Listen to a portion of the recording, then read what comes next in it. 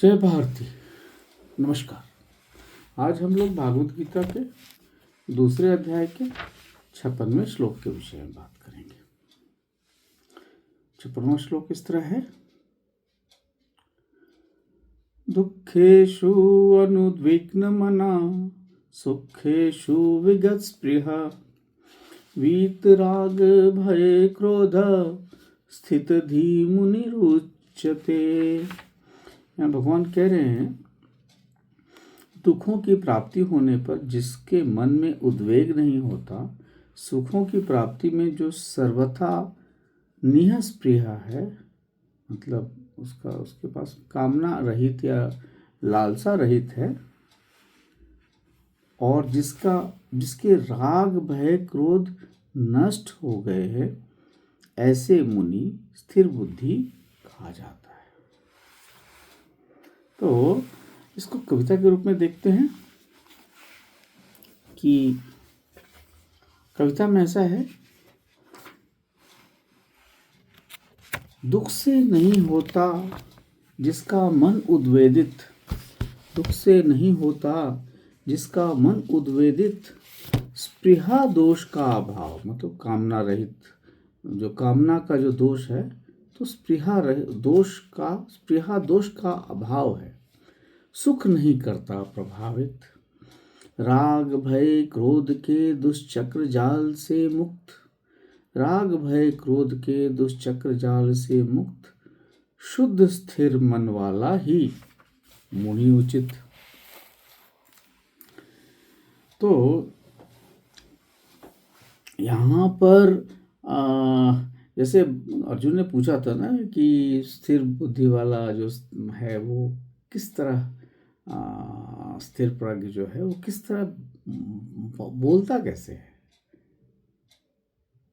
तो यहाँ वो बताए हैं कि वो जो राग भय क्रोध से तो वो अलग है ही है, ये वाणी से ही नहीं, क्योंकि उसके मन के अंदर भी कोई विकार नहीं है, इसलिए वो वाणी से भी नहीं आता है, इसलिए वो प्रत्युत्तर कभी नहीं देता, वो सिर्फ उत्तर देता है, प्रश्न का उत्तर देता है। तो यहाँ पे यही कह रहे हैं भगवान कि जो व्यक्ति जो है दुख में विचलित नहीं होता है और सुख में वो बहुत प्रसन्न नहीं होता है, जो राग भय क्रोध से रहित है, ऐसा स्थिर प्रज्ञ ही मुनि कहलाता है।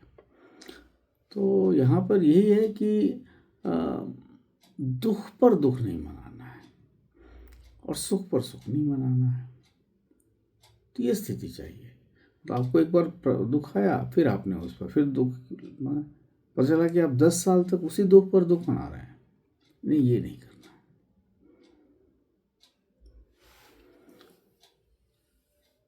तभी आप स्थिर,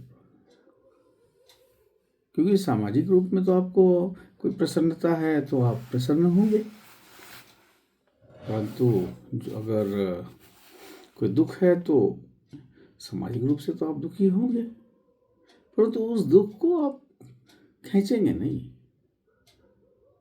बस उस दुख पर दुख नहीं मनाएंगे। तो यहाँ पे यही है कि ये मुख्यतः जो है मन का जो संतुलन है, जो संवेदना का संतुलन है, उसका चित्रण है कि जब जीवन में दुख आता है तो मनुष्य थोड़ा परेशानी में पड़ता है, परंतु जो ज्ञानी है वो सिर्फ साक्षी भाव से देखता है उस दुख को, मतलब उस दुख को अनुभव वो कर सकता है पर उसे बंधता नहीं है, दुख पर दुख नहीं मनाता है, क्योंकि वो जानता है कि दुख केवल एक स्थिति है, और वो जो है, मतलब वो जो आत्मा है वो स्थिति से परे है, स्थिति से अलग है। स्थिति है, स्थिति में परिवर्तन आएगा, पर ये तो वैसा ही है। और जब सुख आता है तो फिर उसमें उसको प्रेम नहीं मिलता है कि उसी सुख को बार बार चाहिए, ऐसे अब कामना नहीं आता। दुख आता है तो ये ना हो कि दुख कभी ना आए, ये भाव भी नहीं आता उसमें, और सुख आता है तो ये ना लगता है कि बार बार आए, ये भी नहीं होता। मतलब सुख से राग होना और दुख से द्वेष होना कि भाई ये दुख नहीं चाहिए, यही सुख बार बार चाहिए, ये दोनों से ही परे ऐसा जो है वही स्थित प्रज्ञ है, वही मुनि स्थित प्रज्ञ है। तो यहाँ पे ये कि जो अच्छा लगता है उसे बार बार करने की इच्छा होती है, उसको पकड़ने की इच्छा होती है, जो और उसे खो जाने का भी भय रहता है, कह रहे वो कहीं खो ना जाए। और अगर वो खो जाएगा तो इच्छा पूरी नहीं होगी तो गुस्सा आएगा, तो इससे वो मुक्त है। और जो चीज़ आपको अच्छा नहीं लगता है वो आपके पास आएगा तो आपको गुस्सा लगेगा और आप चाहेंगे कि कभी ना आवे, और आ गया तो फिर क्रोध होगा। तो दोनों ही स्थितियों में उसे इस चीज़ों से मुक्त है। और इसको स्थित प्रज्ञ को जो है वो मन का समरसता के रूप में भी आप समझ सकते हैं कि उसका मन जो है समरस है, और उसका मन जो है दुख को एक घटना के रूप से देखता है, ना कि अपने पीड़ा के रूप से देखता है।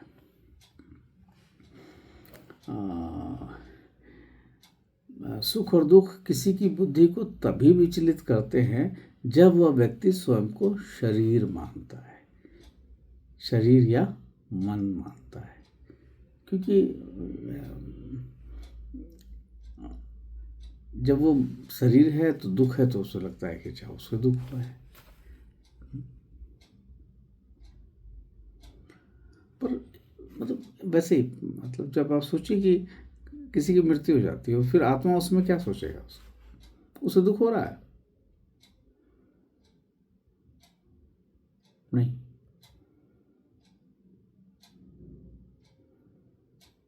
उसकी पूरी बॉडी को जला देता, आत्मा को दुख हो रहा है? नहीं हो रहा है। आत्मा इन चीजों से अलग है, इसलिए कहा गया ना दृष्टा भाव है।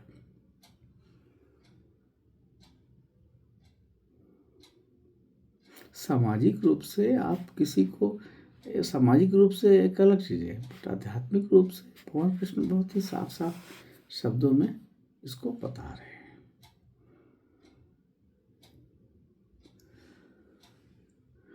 कि सुख दुख आपको तभी तक विचलित करेंगे जब तक आप अपने को शरीर या मन मानेंगे। तो ये है। और मतलब उसे दुख का अनुभव जरूर होगा पर दुख से बंधेगा नहीं, सुख का अनुभव जरूर होगा परंतु वो उससे बंधेगा नहीं। तो ऐसे ही है इसका बहुत ही साधारण ही इसमें बता दिया है उन्होंने कि स्थिर बुद्धि वाला जो उस कौन का मतलब क्या है।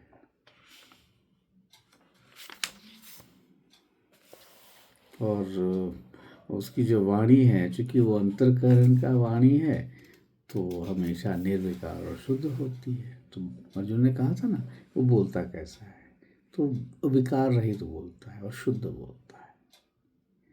भगवान यहाँ भी यही चीज़ बताने का प्रयास कर रहे हैं। अर्जुन शायद धीरे धीरे समझ भी रहा है। आशा है आपको अच्छा लगा होगा। ये प्रयास है क्योंकि पीछे कविता लिखने का भी एक ये हुआ और पुस्तक के रूप में भी उसका प्रकाशन हुआ। तो फिर ये आया कि जो कविता में लिखा है और जो भी कुछ अध्ययन हुआ है तो उसको साझा किया जाए।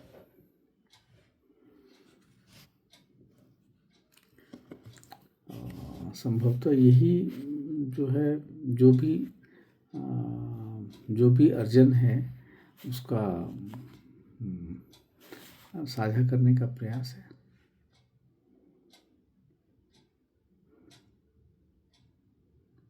ताकि समाज में एक चेतना बढ़े, लोगों को भगवद गीता के प्रति प्रेम हो। आप कोई भी कार्य करते हो इसका अध्ययन करना चाहिए। और काफ़ी बहुत इंस्पायरिंग बुक है।